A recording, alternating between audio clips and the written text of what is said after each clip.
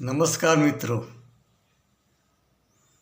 नए साल की बहुत सारी शुभकामनाएं। आज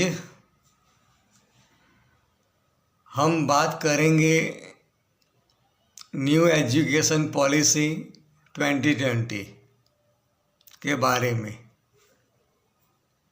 हम जानते हैं कि education is backbone of any economy. तो एजुकेशन जितना सक्षम होगा उतना देश का और देश के लोगों का विकास होगा।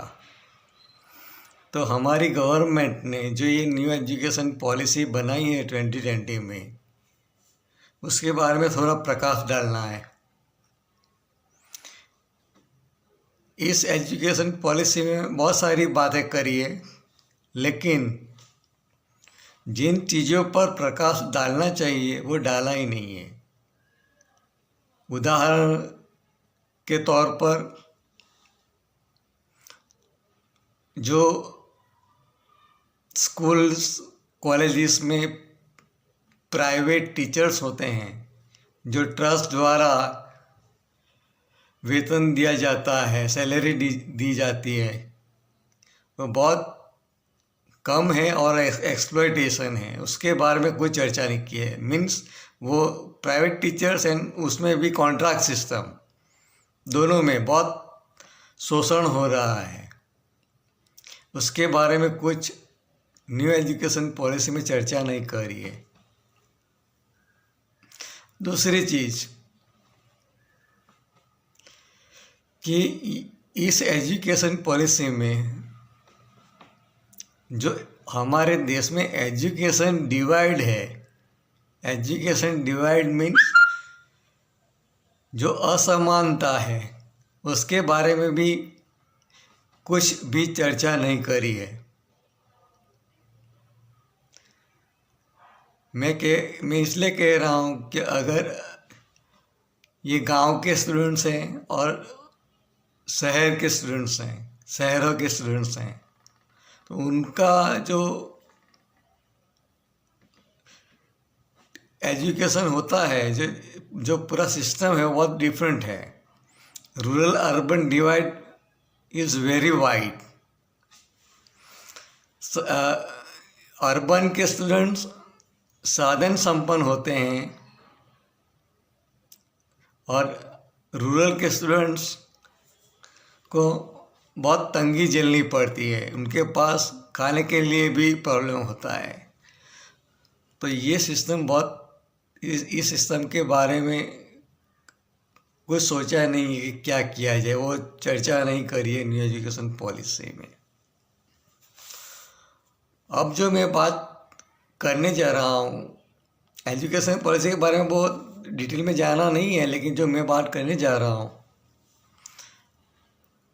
आजकल स्टूडेंट्स पर बर्डन बहुत बढ़ गया है। बोर्ड एग्ज़ाम देते हैं, फिर कॉलेजेस में एडमिशन के लिए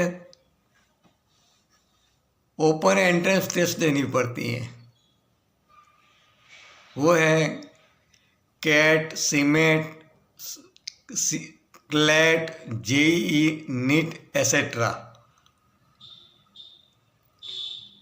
तो ये बहुत गलत है।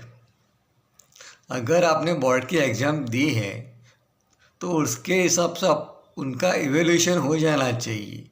तो और ये एक्स्ट्रा टेस्ट क्यों कंडक्ट करते हैं सरकार? क्योंकि जेईई, नीट, कैट, सीमेट वगैरह एग्ज़ाम गांव के छात्रों के लिए बहुत कठिन है, फाइनेंशियली बहुत कठिन है, क्योंकि उनके पास उतना रिसोर्सेज होता नहीं है। वो कैसे तैयारी करें? और ये CAT, CMAT, CLAT, JEE, NEET के तो बहुत सारे कोचिंग क्लासेस ओपन हो गए हैं और पूरा एजुकेशन को व्यापार बना दिया है। जहाँ जाओ तो वो पेरेंट्स को इतना बर्डन हो रहा है, पहले बोर्ड का टेंशन, फिर ये नीट क्लियर करो, जेईई क्लियर करो, कैट क्लियर करो, उनका टेंशन, और फाइनेंशियली और वो लोग मेंटली भी बर्बाद हो जाते हैं। तो इनका कुछ निराकरण आना चाहिए। ये सब मैं मुकुंद भरोचा क्या कह रहा हूँ कि ये जो ओपन टेस्ट है, एंट्रेंस टेस्ट है, वो सब हटा देनी चाहिए, वो ज़रूरी नहीं है। और एडमिशन के लिए जो पुरानी सिस्टम थी कि बोर्ड के एग्जाम में जो मार्क्स आए हैं उनके हिसाब से मेरिट लिस्ट बना के एडमिशन देना चाहिए, और ये बर्डन स्टूडेंट पर से निकाल देना चाहिए, क्योंकि ये इस waste of time, waste of financial resources and mentally also disturb करता है। तो ये सब निकाल दें, ये ज़रूरी नहीं है। और ये बाइजू है और ऐसे जितने भी सारे कोचिंग क्लासेस हैं वो सब पर बैन लगा देना चाहिए, और प्राइवेट ट्यूशन क्लासेस पर भी बैन लगा देना चाहिए। स्कूल्स में कोई पढ़ाता नहीं है और ट्यूशन जाना पड़ता है, ये कौन सी बात हुई? तो मीन्स स्कूल का ही एजुकेशन सिस्टम मजबूत करने की ज़रूरत है। तो हमारे वक्त में तो ऐसा नहीं था। मैं जब पढ़ाई करता था तो ट्यूशन क्लास का इतना बोलबाला नहीं था, हम खुद ही प्रिपेयर करते थे, फिर भी अच्छा हो रहा था। लेकिन अभी तो ट्यूशन क्लासेस हैं, बहुत सारा रिसोर्सेस है, स्मार्टफोन्स हैं, कंप्यूटर्स है, लैपटॉप्स हैं, फिर भी पहले जैसा आउटकम नहीं मिल रहा है। इसलिए ये मैं मोदी जी को विनती करता हूँ कि आप इसके बारे में सोचें, और ये जेईई नीट जैसी एग्ज़ाम हैं उनको ख़त्म कर दें, और बोर्ड के एग्ज़ाम के मार्क्स आधारित जो भी एडमिशन देना है वो देने की शुरुआत करें। ये बहुत ज़रूरी है, स्टूडेंट्स के लिए भी अच्छा होगा और पेरेंट्स के लिए भी अच्छा होगा। अब दूसरी बात, जो पढ़ाई हो रही है स्कूल कॉलेजेस में, उसमें सब रट्टा मार के ही पास होना पड़ता है, और ये सिस्टम बराबर नहीं है मेरे हिसाब से। जो स्टूडेंट्स प्रिपेयर करेंगे और फिर रट्टा मारेंगे, अगर याद नहीं रहा तो कोई ना कुछ गलत लिख के आएंगी, तो ये एक टेंशन रहता है। तो एजुकेशन कैसा होना चाहिए? फ्रेंडली होना चाहिए। फ्रेंडली मीन्स मुक्त वातावरण होना चाहिए। मुक्त वातावरण में, एनवायरनमेंट में स्टूडेंट्स को खिलने का मौका देना चाहिए। इसलिए मैं अभी ये प्रस्ताव लेके आया हूँ कि स्कूल कॉलेजेस में ओपन बुक एग्जामिनेशन होना चाहिए, और ये अभी जो परंपरागत जो सिस्टम है वो एग्ज़ाम को ख़त्म कर देना चाहिए। ओपन बुक एग्ज़ाम से क्या होगा कि students mentally peaceful and release रहेंगे, उनको कुछ बर्डन नहीं होगा। और ये दूसरी चीज़, एक बात बहुत मेन मैं बताता हूँ, जिस आदमी को जो भी बनना है जीवन में वो बनेगा ही। अगर वो एजुकेशन में फेलियर है या अचीवर है, जो भी है, लेकिन जिसको जो बनना है वो बन के ही रहता है। इसलिए एजुकेशन सिस्टम ऐसी होनी चाहिए कि अगर आदमी जब चाइल्डहुड से निकल के एडोलेसेंस में जाता है, फिर मैच्योर होता है, तो अपने आप वो सीख ही लेता है, जो सीखना है वो सीख ही लेता है। मीन्स इसीलिए क्या कह रहा हूँ कि एजुकेशन सिस्टम ऐसी होनी चाहिए कि पूरा बर्डन लेस होनी चाहिए, उसमें कुछ टेंशन वाली बात होनी नहीं चाहिए। स्टूडेंट्स का लाइफ कैसे गुजरना चाहिए, खेल कूद में गुजरना चाहिए, आनंद में, आनंद मंगल, बस। तो स्कूल में भी आएगा और ड्रॉप आउट रेशियो भी घटेगा, कम हो जाएगा। तो इससे क्या होगा, पूरा सिस्टम अब हमारा जो ह्यूमन रिसोर्सेज डेवलपमेंट है वो अच्छी तरीके से होता है। अभी क्या होता है, बहुत सारे मैंने अखबारों में पढ़ा, नीट की जो तैयारी कर रहे थे स्टूडेंट्स, जेईई नीट, वो खुदकुशी करते हैं। तो ये सब बहुत खराब है। इसलिए हमारा सिस्टम बदल ये जो भी सिस्टम है परंपरागत, वो बदलने की ज़रूरत है। तो मीन्स ये ओपन बुक एग्ज़ाम वाला आइडिया अप्लाई करना चाहिए पूरे इंडिया में एजुकेशन सिस्टम में। तो इससे बहुत बेहतर हमको रिजल्ट मिलेगा और स्टूडेंट्स टीचर्स का रेपो भी अच्छा रहेगा।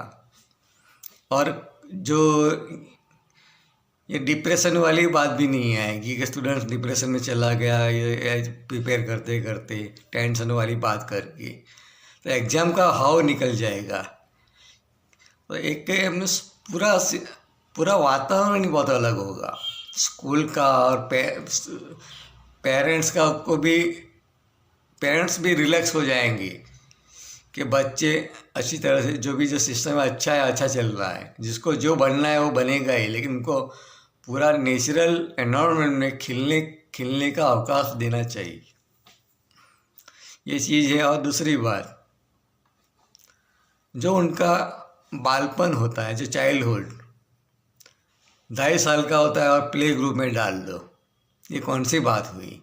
उनका खेलने कूदने का टाइम है बच्चे का, और हम play group, nursery, lower KG, upper KG में, ये सब बकवास है। ये नई एजुकेशन पॉलिसी में ऐसा रखा है कि अगर बच्चे ने 6 साल कंप्लीट किया और 7वीं साल में आया है तो वो एडमिशन लेता है फर्स्ट स्टैंडर्ड में, वो अच्छी बात है, लेकिन उससे पहले का एजुकेशन ज़रूरी नहीं है। और मुझे I am not sure, but मुझे मालूम है, मुझे पता चला है कि गवर्नमेंट ने ये play group, nursery, lower KG और अपर केजी पे बैन लगाया है।